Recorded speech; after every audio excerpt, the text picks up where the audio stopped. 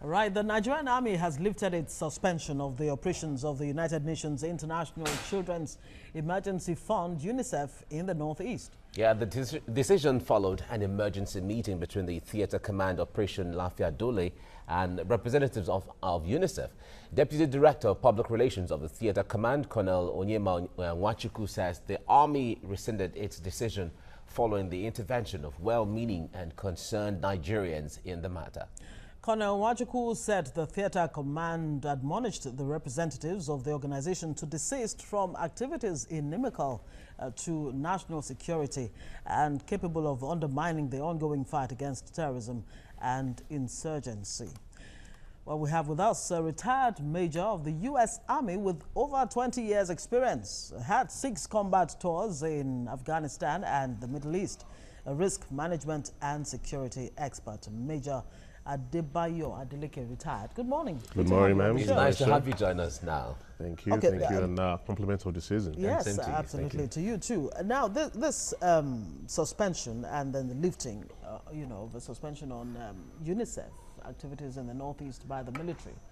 I wonder how troubling it is. I mean, when an aid organization that should be, helping both the activities of the military and helping people who are caught in the line of fire, who become victims in these issues, are accused of aiding the terrorists. I mean, what do we do with this kind of situation?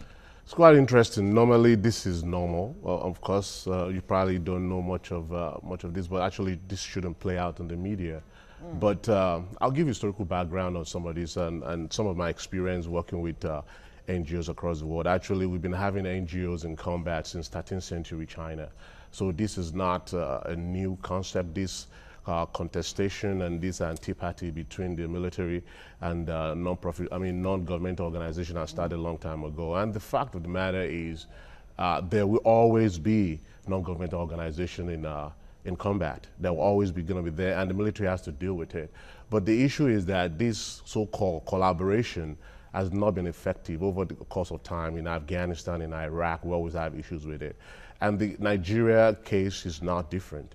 But normally what happens when military plan, because look, both the NGOs and the military operate in the same operational environment, we call operational environment. So they have to figure out a way to both work together. Most military planners don't understand the NGOs and what they bring to the table.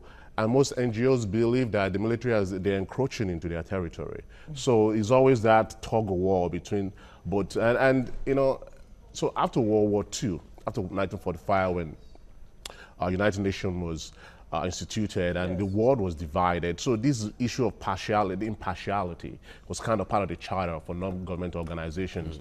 So it is imperative for them that they have to be impartial. They don't care what you're doing over there, as long as, like in the case of UNICEF, as long as children are not being endangered, that's their end state. They both, to be honest with you now, the similarities that they both want, the same thing. They want rule of law. They want democratic government. They want economic to flourish and everything. But the approach is the differing approach. It's quite interesting sometimes. But I just believe that it shouldn't. And also as well, the NGOs believe that military put their lives in danger because of the activities in the area. Yes. So what normally happens is that when like in case of situation in like Nigeria or in any combat operations around the world, is that whoever the combatant commander is will call all the actors in the battle space to a meeting. This is what my end state is. This is how you're going to fit in.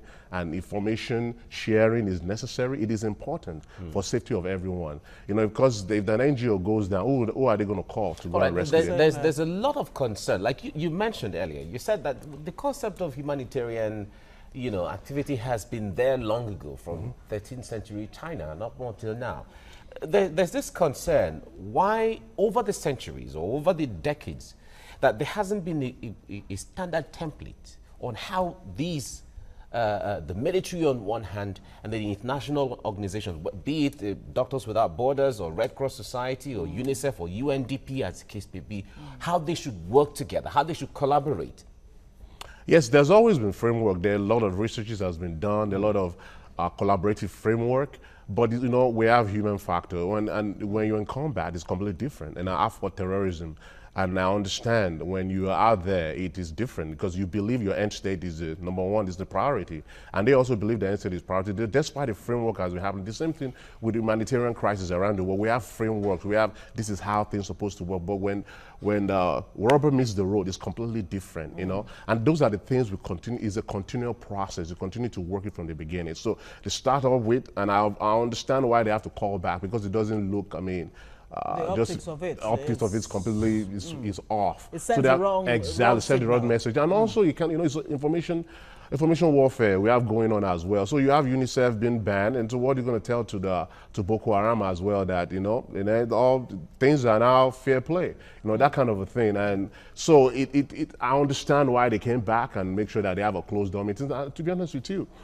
the chances that I don't know the full narrative of what happened. In calling the UNICEF back and lifting this suspension, the military has said to the UNICEF and I guess to other you know, aid organizations like the ICRC, you know, that in the course of you know, deploying persons to help out in their aid work, that the military should be involved. I wonder how realistic that is. I don't think it's quite realistic, because you have a lot of contending factors over there. You have to fight the whatever you fight in the objective.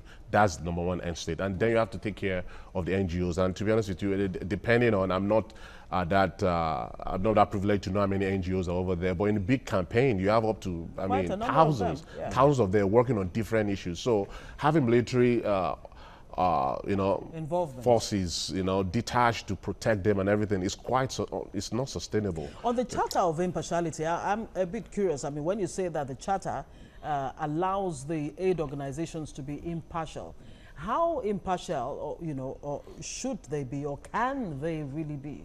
So in the situation like that, UNICEF will not be involved in who is ISIS and who is not. Shouldn't be involved in, you know, the children of ISIS from the children of... So if a Boko Haram terrorist is injured or wounded, it behoves on them, that is the ICRC or the UNICEF or, you know, those who are intervening to help, to take care of this, you know, terrorists that we know are terrorists. And after they're taken care of and they're okay, you allow them go like that? The ICRC or UNICEF or whoever should not report to the military. So it gets really quite interesting sometimes when it comes to the fine line between what is impartial and what is not. Because first of all, security is number one concern, because if the NGOs are not secure, they will not be able to carry on their operation.